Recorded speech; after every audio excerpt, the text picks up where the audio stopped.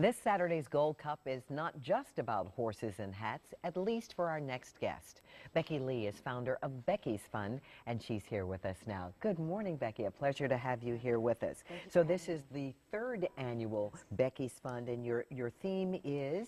Investing in Hope. It's a fundraiser actually to create more awareness for the issue of domestic violence as it affects 1 in 3 women actually in this country. Well, that's a very serious subject to tackle at a sporting fun event. Why did you decide to bring this to the Gold Cup? Sure, I think that many people are stigmatized that are going through this by the issue of shame and blame attached to why doesn't she leave?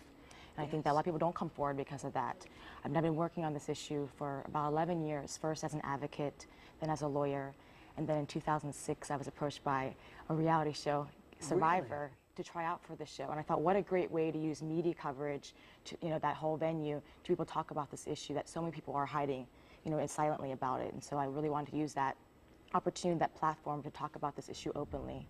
Did you get on Survivor? Yes, I came in third. Oh, really? And actually with that money from the show, I created Becky's Fund. Because I saw, that a lot of people were waiting, I think, for someone else to step up to do something about it. Due to not having a personal experience to relate, I don't have that stigma of shame and the feeling of blaming, so that it doesn't hold me back. So I felt that, this would be a great opportunity to give people a voice for this issue and to be able to create awareness programs, also prevention, to really talk about this issue, specifically working on the areas of domestic violence in the schools, in the military, and also in the workplace. I was looking on your website, and there's also an emphasis, as you said, on domestic violence in the schools. We've done many stories on the teen dating, the abuse that goes on with young teenagers in a relationship. I think it was shocking to see, specifically by the example of Rihanna and Chris Brown, the backlash against Rihanna.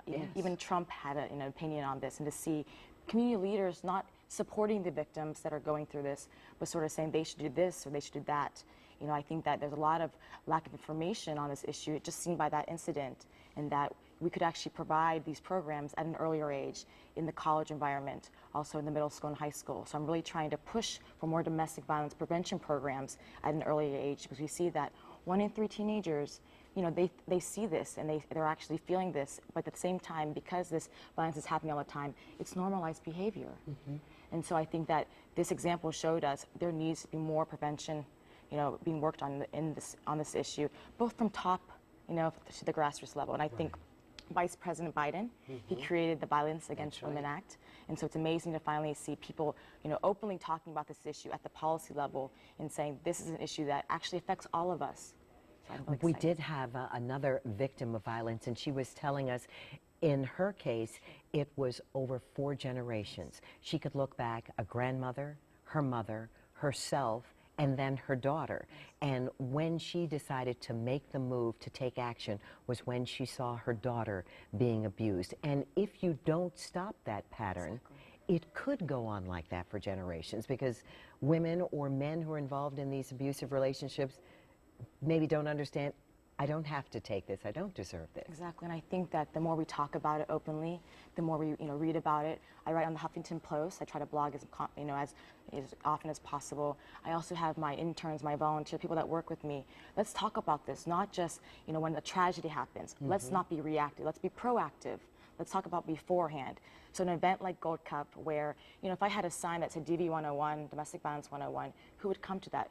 Versus if I have a huge event, sporting event, and I'd be able to bring that many people together, over 400 people, and then I can talk about this issue in a space I think is more comfortable, more open, and it makes other people who are going through this, yes, I can talk about this. I have the confidence to feel that the community will support me. And so not just Gold Cup, but my actually event that's coming on even further along this summer, on July 3rd, I'm having the first Domestic Violence Awareness Day at the park with the Nationals. Oh, wow. So I think it's important, again, to use these venues, to use that mainstream venue to be able to talk about this issue openly. Becky, thank you very much for being here with us. And again, the Gold Cup is this Saturday. The event, we're happy to say, is sold out, but you've heard about it now, so you can get your tickets for next year.